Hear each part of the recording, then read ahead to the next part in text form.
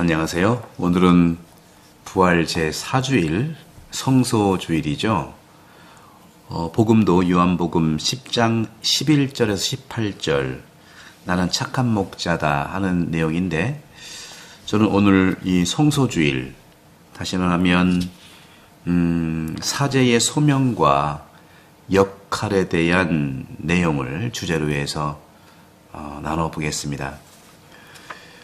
유럽에서 사제 성소가 주로 든 것은 아주 꽤 오래된 일이죠. 제가 로마에 있을 때도 벌써 30년 전인데 그렇게 이루어지고 있고요. 한국도 이미 10여 년 전부터 수도자도 그렇고 사제 성소가 아주 유럽 이상으로 이렇게 줄고 있는 것은 현실입니다. 이렇게 우려하고 있는 이 시기에 성소주일에 우리는 무엇을 생각해야 될까? 저는 당연히 성소가 무엇이고, 성소가 누구에게 부여되는 것이고, 성소는 어떻게 따라야 하는가 하는 질문들을 하면서, 저도 정말 본당 신부를 태안에서 하면서 정말 신학생, 소위 아들 신부를 만들고 싶은 열망은 가득합니다. 우리 태안 본당 모든 교우분들 도와주시고, 교회를 위해서 여러분들 자녀들, 또 여러분들 손주들 주님께 성소주일을 맞이해서 기도하고 봉헌하시면 감사하겠습니다. 2차 바티칸 공의에 의해서 교회 헌장을 작성하면서 많은 그 공의회 교부들과 참석자들이 평신도에 대한 논의가 굉장히 많았어요. 토론도 매우 활발하게 했고 농담도 많이 나왔습니다. 거기에서 사제, 즉 사제라는 말이 뭐냐? 어떤 뜻이 있느냐? 사제의 어휘가 도대체 어떤 가치를 가지고 있느냐? 보통 네 가지를 사제가 거행하는 주된 직무로 보는데, 첫 번째는 미사 거행이죠. 당연히 성체성사. 두 번째는 고해성사입니다. 사제만이 할 수 있는 거예요. 세 번째는 세례를 줄 수가 있어요. 물론 대세도 우리 신자들 할 수 있지만 반드시 보례, 세례를 보충해서 기름 바르고 완벽하게 해야 됩니다. 그리고 죽은 이들을 위해서 기도하고 매장하고 하는 이 행위, 장례죠. 이 네 가지, 미사거행, 고해성사, 세례, 장례미사의 모든 내용들. 평신도라도 이것들을 할 수 있다고 스스로 묻지 않아요. 당연한 걸로 해왔기 때문이죠. 이러한 기능들이 제사장들에게 맡겨진 겁니다. 이것은 제사장들에게 맡겨진 사도직, 정말 그 행위 속에서 어쩌면 특권 상태로 형성해 간 부분도 있어요. 그런데 오늘날 크게 감소되는 것도 사실입니다. 사제성소 많이 사라지고 있기 때문이에요. 보통 사회학적으로 분석을 해보면 GDP가 3만 불 이상 되면 성소가 확 줍니다.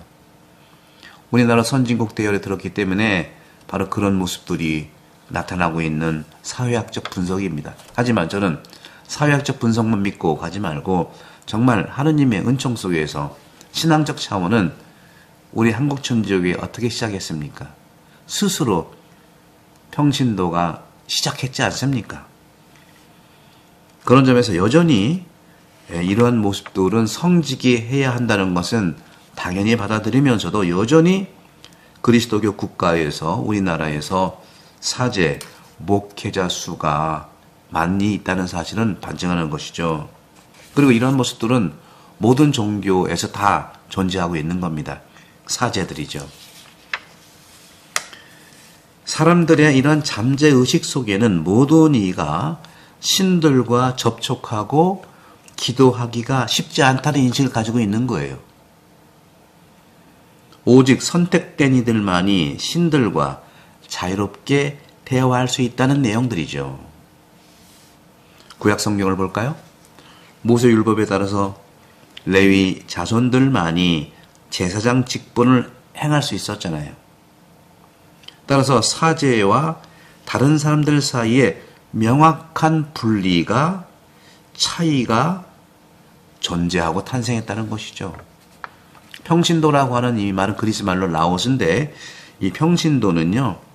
성경 속에서 보게 되면 사제와 평신도 사이에 차이가 상당히 존중됩니다.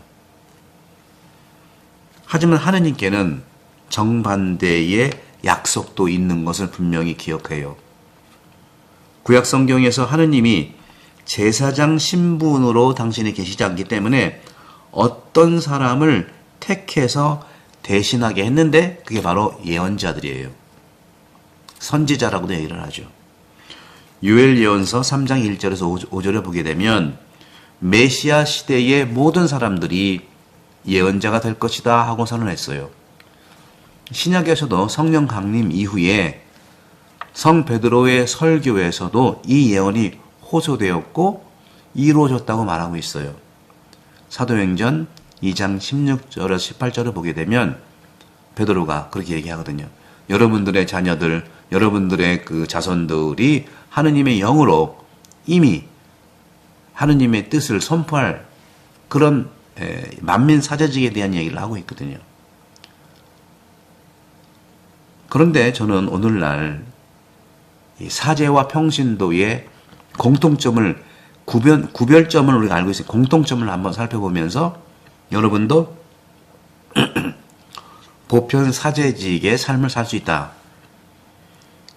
보편 그리스도인의 사제직이죠. 첫 번째로 사제든 평신도든 똑같이 여러분도 기도합니다. 굉장히 중요한 것이 기도하라는 거죠. 공통점이에요. 사제든 평신도든.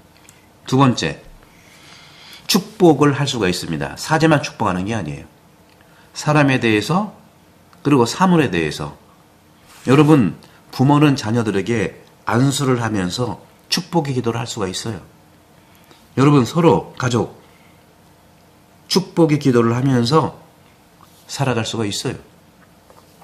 세 번째, 여러분들의 신앙의 경험을 증거하십시오. 개신교는 이걸 간증이라고 하죠. 그리고 교리 교육을 할 수가 있어요. 제가 벌써 태안본당에 와서 2번의 교리를 마감했거든요. 6월 16일에 새로운 교리가 시작합니다. 우리 많은 태안본당 교우 여러분, 신자인 여러분들을 제가 초대합니다. 물론 예비자 교리이지만 신자인 여러분들이 오셔서 교리를 저를 통해서 배우시고 자녀들한테 이렇게 가르치지 말고 교리의 삶을 증언하시고 대화하시기 바라겠습니다. 오십시오. 6월 16일부터 새로운 교리반 6개월에서 12월에 세례를 드립니다. 이렇게 사제와 평신도의 공통점이 기도, 그리고 축복, 그리고 신앙 경험과 교리예요. 교리 교육. 사실 2차 바티칸 공의에서도요. 교회라고 하는 것은 주교와 사제와 동일시하는 것을 반대했어요. 1차 바티칸 공의에는 교회는 주교다, 교회는 사제다, 교회는 성직자다 하는 그런 가치를 가지고 살았기 때문에 아직도 성당, 천주교 하면은 주인이 신부예요. 아닙니다, 여러분. 주인은 하느님 백성입니다. 이게 2차 바티칸 공의의 교회 원장의 핵심이에요. 2차 바티칸 공의회는 말씀드린 것처럼 교회를 주교와 사제와 동일시함을 반대했다니까요. 그건 뭐냐? 루멘젠시움 교회 현장에서 교회라고 하는 것은 교황, 주교, 사제들과 함께 하느님 백성으로 구성된다고 그랬어요. 2차 바티칸 공의의 구성도 교회 현장의 구성이 그렇거든요. 주교, 사제, 평신도, 하느님 백성 전체를 얘기하고 있어요. 이런 점에서 하느님 백성은 사제이고 주교이고 교황과 같은 특별한 기능들도 하느님 백성들 안에 있다는 겁니다. 하지만 이런 모든 하느님 백성을 위한, 다시 말하면 하느님 백성 안에 사제, 주교, 교황과 같은 특별한 기능이 있는데 그 그런 기능이 모두 하느님 백성의 공동선을 위한 것이라는 거죠. 교황 개인, 주교 개인, 사제 개인의 것이 아니에요. 우리는 사제를 높이 평가를 합니다. 감사드리고 당연한 것이죠.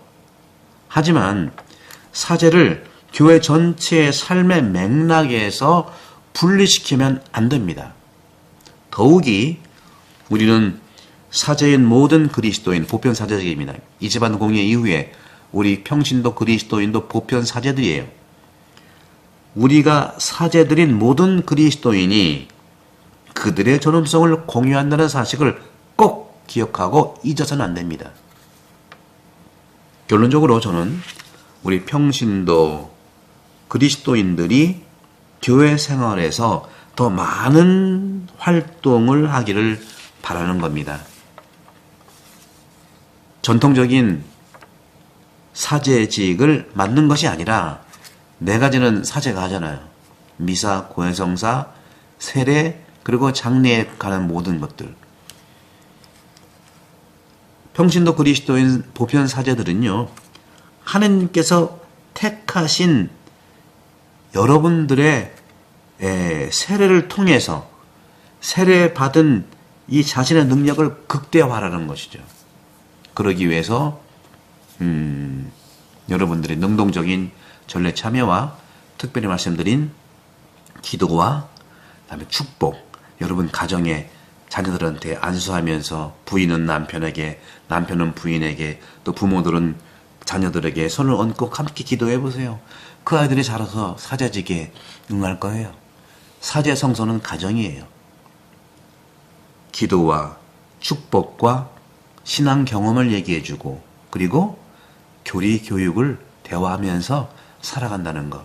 초기 교회가 그랬거든요. 우리 한국 전주교회. 저는 말씀드린 것처럼 본당 신부를 신학교에서 오래 있었기 때문에 본당 신부가 정말 처음이자 그런 말씀을 드리고, 저도 아들 신부가 있으면 좋겠는데, 여러분, 특히 대한본당 교우 여러분 자녀를 봉헌해 주시면 너무 감사하겠어요. 성서, 좋은 본당 신부를 원하면서 내 가정에서 나와야 그 좋은 본당 신부가 나오지 하늘에서 뚝 떨어지는 게 아니잖아요. 다시 한번 강조드리고, 우리 가톨릭 책방 모든 교우분들도 오늘 이 강론을 널리 전파하시면서 정말 사제가 많이 나타나는 우리 한국 천주교회 되기를 축복해드리고, 우리 대한본당 아니더라도 사제 성도를 꿈꾸고 있는 분들, 가톨릭 책방의 자녀들 저한테 연락해 주시면 언제든지 상담해 드리겠습니다. 성부와 성자와 성령께서는 여러분 모두를 강복합니다. 구독, 선교 부탁합니다. 감사합니다.